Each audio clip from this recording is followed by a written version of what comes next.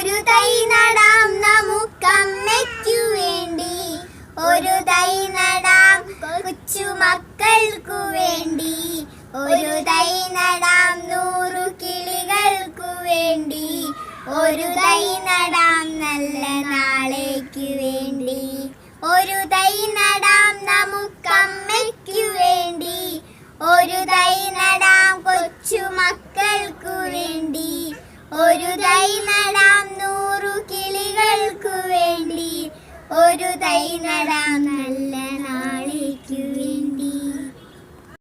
ഈ വരികൾ നമ്മളുടെ സുഗതകുമാരി മുത്തശ്ശിയുടേതാണ്. ഈ മഹാമാരി കാലത്ത് നമുക്ക് ഉണ്ടായ വലിയൊരു നഷ്ടമാണ് സുഗതകുമാരി മുത്തശ്ശിയുടെ വിയോഗം. ഏറെ നൊമ്പരങ്ങൾ സമ്മാനിച്ചുകൊണ്ട് 2020 വിട പറയുമ്പോൾ നമുക്ക് ഒരു തൈ നട്ടുകൊണ്ട് തന്നെ 2021 സ്വാഗതം ചെയ്യാം.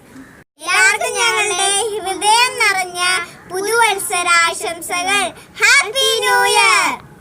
കൊറോണ കാലത്ത് സ്കൂൾ തുറക്കുന്നതുമായി ബന്ധപ്പെട്ട ഒരു ചെറിയ വീഡിയോയുമായിട്ടാണ് ഞങ്ങൾ ഇന്ന് വന്നിരിക്കുന്നത്.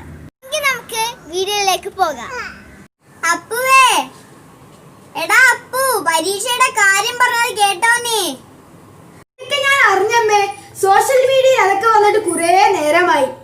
നമ്മുടെ മോൻ കുറച്ച് നേരം കൊണ്ട് എഴുതുന്നുണ്ടല്ലോ, എന്തു പറ്റി? പരീക്ഷാ തീയതിയൊക്കെ അറിഞ്ഞത് കൊണ്ടായിരിക്കും ഇപ്പോഴെങ്കിലും എഴുതാനും പഠിക്കാനും തുടങ്ങിയത്. സന്തോഷായി, ഭാഗ്യം. നമുക്ക് ചോറ് കഴിക്കാം. അപ്പു, ചോറ് കഴിക്കാൻ വാ. വരാമ്മേ. ഞാൻ ചോറ് കഴിച്ചിട്ട് അവൻ വന്നില്ലല്ലോ. അവൻ പഠിക്കല്ലേ, വിശക്കുമ്പം ഒന്ന് കഴിച്ചോളൂ. എങ്കിൽ ഞാൻ തൊടി വരെ പോയിട്ട് വരാം. കുറച്ച് തടവെടുക്കാനുണ്ട്. വരുമ്പം കുറച്ച് മാങ്ങ കൂടി കൊണ്ടുവരണേ, അച്ചാറിടാനാ. സ്കൂളൊക്കെ തുറക്കല്ലേ, ചോറ് കൊണ്ടുപോകണ്ടേ. ശരി.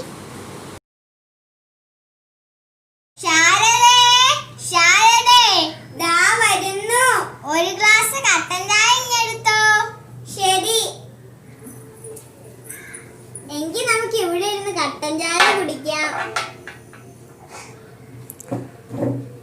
അപ്പുവിന്റെ സ്കൂൾ തുറക്കുകയല്ലേ, ഒരു പാന്റും ഷർട്ടും മേടിച്ചു കൊടുക്കണം. സാധാരണ സ്കൂൾ തുറക്കുമ്പോൾ വാങ്ങിക്കൊടുക്കാറുള്ളതാണല്ലോ. അപ്പുവിന്റെ കുടയുടെ കമ്പി ഒടിഞ്ഞിരിക്കുന്നു, അതും കൂടി ഒന്ന് ശരിയാക്കണം. നാളെ മാർക്കറ്റിൽ പോകുമ്പോൾ നല്ല മീൻ കിട്ടുകയാണെങ്കിൽ വാങ്ങിക്കണം. മീനച്ചാർ ഉണ്ടാക്കാനാ അവന്റെ കൂട്ടുകാർക്കൊക്കെ നല്ല ഇഷ്ടമാണ്. കൊറോണ കാലമായിട്ടാണോ കൂട്ടുകാർ ഒരുമിച്ചിരുന്നു കഴിക്കുന്നത്? എന്നാലും സാരമില്ല, കുറച്ച് വാങ്ങിക്കോളൂ, അവൻ കഴിച്ചോളും. അപ്പു ഇതുവരെ ചോറ് തിന്നിട്ടില്ല. അതെന്താ? അവൻ എന്തൊക്കെയോ എഴുതി പഠിക്കുകയാണ്. ഞാൻ 2-3 തവണ വിളിച്ചു. ഞാൻ വിളിക്കാം. അപ്പോ വരുവാച്ചാ, ഇതിപ്പോ എഴുതി കഴിയും. ശരി, ചോറ് കഴിക്കണ്ടേ? ഞങ്ങൾ ചായയും കുടിച്ചു കഴിഞ്ഞു. തേങ്ങ കൊണ്ടുപോകാൻ നാളെ മണിച്ചേട്ടൻ വരും. തേങ്ങയുടെ പൈസ നാളെ കിട്ടുമല്ലോ. കുറച്ച് അടയ്ക്ക കൊടുക്കാനുണ്ട്.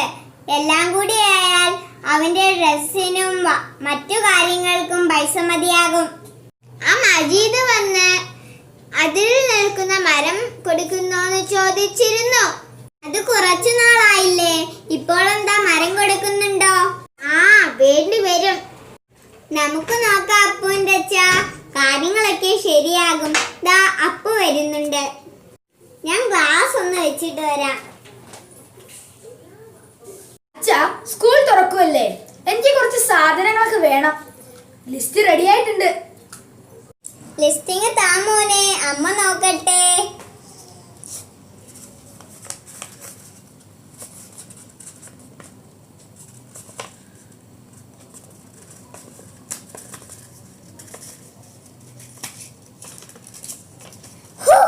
ഇത് വലിയ ലിസ്റ്റ് ആണല്ലോ. ഞാൻ നോക്കട്ടെ.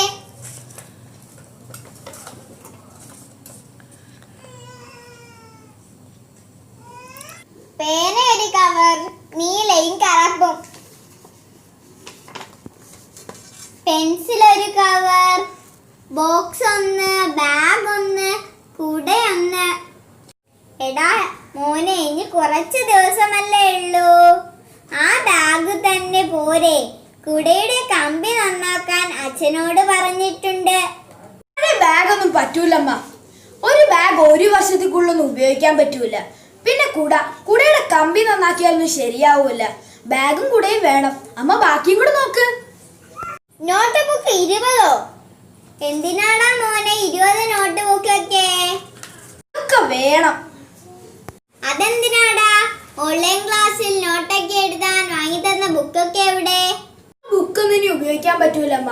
ഓൺലൈൻ ക്ലാസ്സിനിടയിൽ തന്നെ പലതും എഴുതിയും വരച്ചും ബുക്കൊക്കെ കൊളമായിരിക്കുവാണ്. ഇനി ആ ബുക്ക് എങ്ങനെ ടീച്ചറിനെ കാണിക്കും? T-shirt 25, jeans 10. എന്തിനാടാ മക്കളെ ഇത്രയും ടീഷർട്ട്? നിനക്കിപ്പം തന്നെ ഒത്തിരി ഉണ്ട്. വീട്ടിൽ നിന്ന് കഴിച്ച് എനിക്കങ്ങ് വണ്ണം വെച്ച്. ഇപ്പൊ എന്റെ പഴയ ടീഷർട്ടൊന്നും എനിക്ക് ശരിയാവുന്നില്ല. അത് മാത്രമല്ല, യൂണിഫോം ആണെങ്കിൽ തന്നടി പിന്നടി 2 എണ്ണം ഇട്ടുകൊണ്ട് പോവാ. ഇനിയിപ്പോ 10-25 ദിവസമല്ലേ ഉള്ളൂ. ഓരോ ദിവസം ഓരോ ടീഷർട്ട് ഇട്ട് സ്കൂളിൽ പോവാം. പിന്നെ 10 ജീൻസ്, അത് വെച്ച് അഡ്ജസ്റ്റ് ചെയ്യാം. ഇനി എന്തൊക്കെയാടാ മക്കളെ ഈ ലിസ്റ്റിലുള്ളത്? പിന്നെ ഒരു 25 മാസ്ക്. കുറെ മണിക്കൂറുകളുടെ ഒന്നും കഴിക്കാതിരുന്ന് എഴുതിയതാ അമ്മേ. അമ്മ ബാക്കി വായിക്കും. അച്ഛനിവിടെ ഉണ്ടല്ലോ. സൈക്കിൾ 1. 10ാം ക്ലാസ് സ്കൂൾ തുറക്കുമ്പോ സൈക്കിൾ വാങ്ങാന്ന് 8ാം ക്ലാസ് തുടങ്ങിയപ്പോ മുതൽ പറഞ്ഞു വന്നതല്ലേ. അപ്പൂന്റെ അച്ഛ ഇതൊക്കെ കേൾക്കുന്നുണ്ടോ? ഇതൊക്കെ കൂടാതെ പിന്നെ ഒരു 5000 രൂപയും കൂടെ പോക്കറ്റ് മണിയായിട്ട് വേണം. 5000 രൂപയോ? അതെന്തിനാടാ മക്കളെ? സ്കൂൾ ഉണ്ടായിരുന്നെങ്കിൽ പല കാര്യങ്ങൾ പറഞ്ഞ് പല തവണയായിട്ട് മേടിക്കേണ്ട പൈസയാണ്. ഇതിപ്പോ ഒറ്റയടിക്ക് ചോദിച്ചെന്നേ ഉള്ളൂ. ഇത് കിട്ടിയിട്ട് വേണം കൂട്ടുകാരുമായിട്ടൊന്ന് അടിച്ച് പൊളിക്കാൻ. ഈ വീടും വസ്തുവും പണയം വെക്കേണ്ടി വരുമോ അപ്പൂന്റെ അച്ഛ? ഇതെല്ലാം കഴിഞ്ഞ അമ്മമാരുടെ ഒരു മാസ ചോദ്യമുണ്ട്. മക്കളെ, ഈ കൊല്ലം നിങ്ങൾ 10ാം ക്ലാസ്സിൽ ജയിക്കുവോ? അതിന്റെ ഉത്തരം നമുക്കൊന്ന് കേട്ടു നോക്കിയാലോ? വിഷമിക്കണ്ട. എന്ത് പ്രശ്നം സംഭവിച്ചാലും ഇത്തവണത്തെ പരീക്ഷ ഞാൻ ജയിക്കൂല.